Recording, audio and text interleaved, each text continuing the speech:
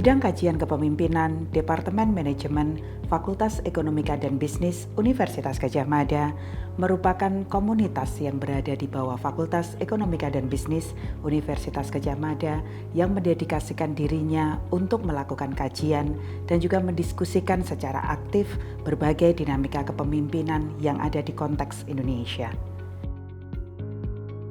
Salah satu masyarakat yang dilayani oleh bidang kajian kepemimpinan adalah Dewan Pengupahan Kota Yogyakarta, biasa disingkat dengan DPK. Dewan Pengupahan Kota Yogyakarta ini adalah kelompok kerja yang memiliki tugas untuk mendiskusikan, merumuskan, dan pada akhirnya mengusulkan upah minimum regional yang ada di Kota Yogyakarta.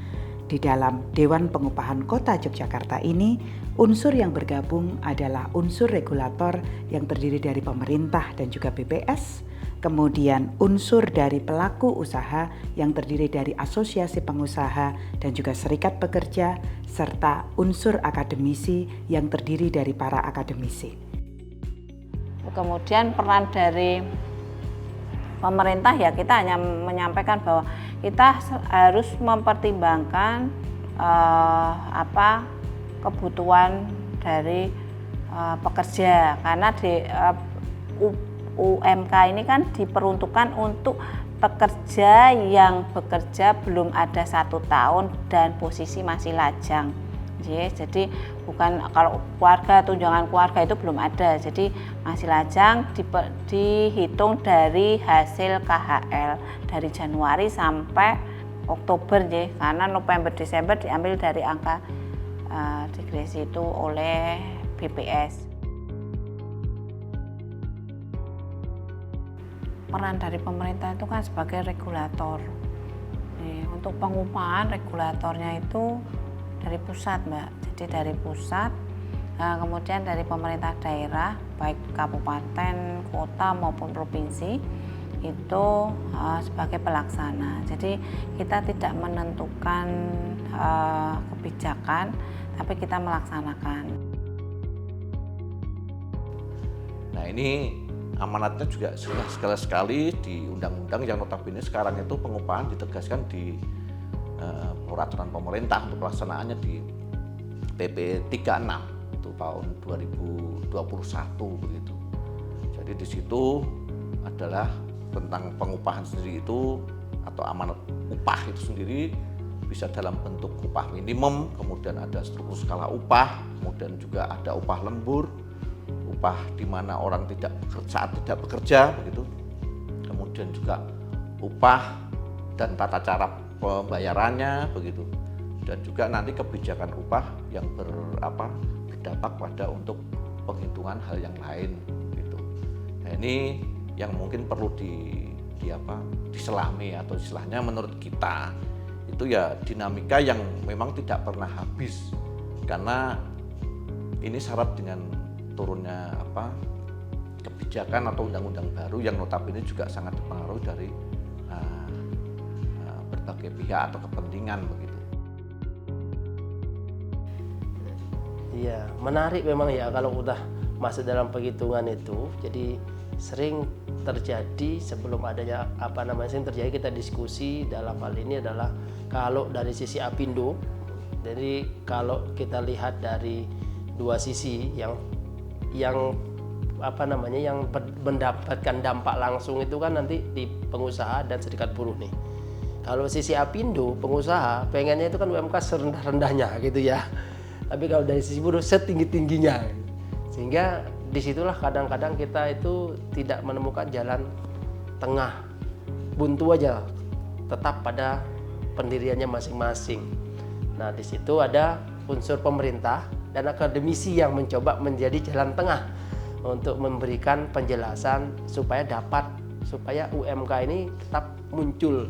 Harus muncul, nggak bisa juga nggak muncul gitu, sehingga muncul apapun itu kemudian menjadi win-win solution bagi kedua belah pihak, baik serikat buruh ataupun dari Apindonya, karena kita membawa masing-masing organisasi nih, serikat buruh dengan organisasi perwakilan ini kadang-kadang menjadi momok kita menjadi perwakilan itu beban moralnya berat ketika kemudian tidak ada titik temu, kemudian ada permintaan dari teman-teman Apindo harus dapat di angka sekian misalnya gitu dan sebagainya, ya tapi untungnya ada teman-teman dari unsur pemerintah dan juga akademisi yang mencoba memberikan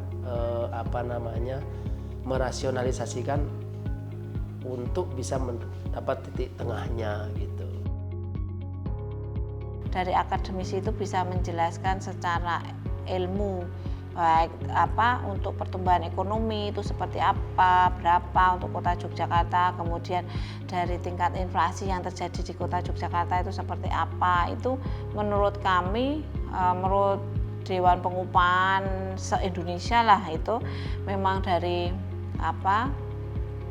akademisi lah yang bisa menjelaskan, karena kami anggap bahwa beliau-beliau inilah yang bisa menjelaskan secara detail, secara ilmu bahwa upah minimum yang harus ditetapkan itu harus benar-benar bisa diterima oleh masyarakat, oleh teman-teman, bisa mensejahterakan khususnya pekerja. Kalau harapan kami untuk UMK ini, UMK itu bisa diterima oleh semua masyarakat, bisa mensejahterakan masyarakat khususnya di pekerja. Dan kami selama ini istilahnya tunduk pada regulasi yang sudah ditetapkan oleh pemerintah, karena setiap ada regulasi yang baru, tugasnya pemerintah itu istilahnya memfasilitasi untuk penetapan penghitungan UMK. Sesuai dengan misi yang dimiliki oleh Fakultas Ekonomika dan Bisnis Universitas Gadjah Mada, institusi ini memiliki dedikasinya untuk mengembangkan pemimpin yang memiliki jiwa prososial untuk bisnis yang berkelanjutan. Dedikasi inilah yang menjadi dedikasi dampak sosial yang dimiliki oleh Bidang Kajian Kepemimpinan Departemen Manajemen Fakultas Ekonomika dan Bisnis Universitas Gadjah Mada. Bidang Kajian Kepemimpinan meyakini bahwa bisnis berkelanjutan tersebut hadir dari harmoni hubungan ketenagakerjaan di antara berbagai unsur yang terlibat di dalamnya. Hubungan harmoni ini yang akan menjadikan bisnis berkelanjutan karena bisnis tersebut akan menciptakan produktivitas yang tinggi sekaligus menciptakan kebahagiaan bagi para karyawannya dan juga menciptakan kesejahteraan bagi masyarakat yang dilayaninya. Salam Sivitas Akademika Fakultas Ekonomika dan Bisnis Universitas Gadjah Mada dan juga tentunya Sobat FEB UGM. Kami di Fakultas Ekonomika dan Bisnis Universitas Gadjah Mada telah meluncurkan misi baru pada bulan Juli tahun 2023. Sekolah bisnis di dunia saat ini tidak hanya diekspektasikan untuk mengembangkan penelitian-penelitian yang nantinya akan menghasilkan publikasi di jurnal yang berkualitas. Mereka, sekolah bisnis di dunia, juga diharapkan untuk bisa berdampak kepada komunitas yang lebih luas. Riset-riset yang dihasilkan, publikasi-publikasi yang dihasilkan, baik itu di jurnal, di buku, maupun book chapter, harapannya juga bisa berdampak lebih luas kepada masyarakat maupun komunitas yang terkait dengan bidang ilmu tersebut. Nah, hal ini disebut dengan societal impact. Salah satu bidang kajian di Fakultas Ekonomika dan Bisnis UGM adalah bidang kajian kepemimpinan atau yang kami biasanya sebut dengan BIKA. Bidang kajian kepemimpinan dipimpin oleh Dr. Turnastiti dan beliau memiliki berbagai portofolio program yang cukup menarik dan menghasilkan societal impact. Salah satunya adalah kolaborasi dengan DPECO terkait dengan diskusi pengupahan yang ada di daerah istimewa Yogyakarta.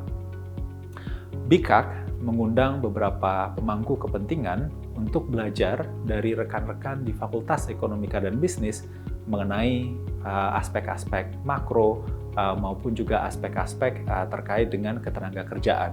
Harapannya, pemangku kepentingan di DPECO bisa memahami baik itu aspek teoretis maupun aspek empiris yang nantinya akan membantu mereka dalam diskusi terkait dengan pengupahan yang ada di DIY. Nah, rekan-rekan, ini adalah salah satu contoh bagaimana ilmu dan kemudian penelitian yang dihasilkan oleh Bapak dan Ibu dosen bisa berpengaruh terhadap komunitas. Salah satunya komunitas terkait dengan dewan yang mengurus terkait dengan pengupahan. Kami mengundang Bapak dan Ibu untuk bisa berkolaborasi dengan FEB UGM dengan harapan kita bisa tidak hanya menghasilkan kegiatan yang berkualitas tetapi juga berdampak kepada FEB UGM. Kami berkomitmen bahwa pengetahuan dan juga hasil dari penelitian yang Bapak dan Ibu hasilkan, thought leadership atau kepemimpinan pengetahuan yang mereka miliki bisa berdampak kepada komunitas yang luas, tidak sekedar menjadi sebuah menara gading. Untuk itu, kami terus berkomitmen melalui berbagai kebijakan dan juga kemitraan untuk menghasilkan societal impact di FEB UGM. Terima kasih dan salam Sobat FEB UGM.